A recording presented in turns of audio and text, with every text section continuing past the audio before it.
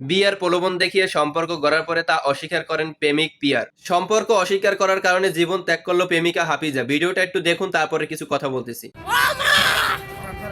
আমার বোনে বলতে না সে পিয়ারের সাথে আমার সম্পর্ক, পিয়ার যেরকম আমার বোনকে ধর্ষণ করছে, বিচার আমরা ওরকম ভাবে পাই নাই। এরপরে আজকে আমার বোনে ঘটনাটা ঘটেছিল শিবচর থানার এলাকায়। পিয়ার নামে একটি ছেলের সাথে সম্পর্ক করেন হাফিজা। তারপরে তাদের দুজনের সম্পর্কের কারণে পেটে সন্তান চলে আসে এবং সেই সন্তান নষ্ট করেন প্রেমিক পিয়ারের পরামর্শে। পরবর্তীতে প্রেমিক পিয়ার সেই সম্পর্ক অস্বীকার করেন এবং সে বিদেশে চলে যাওয়ার জন্য প্রস্তুতি নেন। এক পর্যায়ে হাফিজা এসে এই বিষয় নিয়ে কথা বলতে এবং কান্নাকাটি করার কারণে কিছু লোকজন জানাজানি হয়ে যায়। তার ভিতরে একটা বৈঠক বসে এবং বৈঠকের ভিতরে অন্যান্য ব্যক্তিদের কাছে সে সুবিচার পায়নি এবং পিয়ারের ছোট ভাই এসে সেই সমাজের ভিতরে বলতেছে, এই সন্তান আমার ভাইয়ের ছিল না, এই সন্তান ছিল আমার। সে আমাদের দোনো ভাইয়ের কাছে আসা যাওয়া করতো। এত বড় অভিযোগ চাপিয়ে দেওয়া হয় তার উপরে। সমাজের গণ্যমান্য ব্যক্তিরাও সেই কথা মেনে নেয়, যার কারণে হাফিজা সমাজে মুখ দেখাতে পারে না। এক পর্যায়ে সে বেছে নেয় আত্মহত্যার পথ। তারপরে সে আত্মহত্যা করে জীবন ত্যাগ করে। এখন এই বিষয়ে তদন্ত করতেছে শিবচর থানার কর্মকর্তারা। পরবর্তী নিউজ জানার জন্য অবশ্যই আপনার পেজটি ফলো দিয়ে পাশে থাকবেন।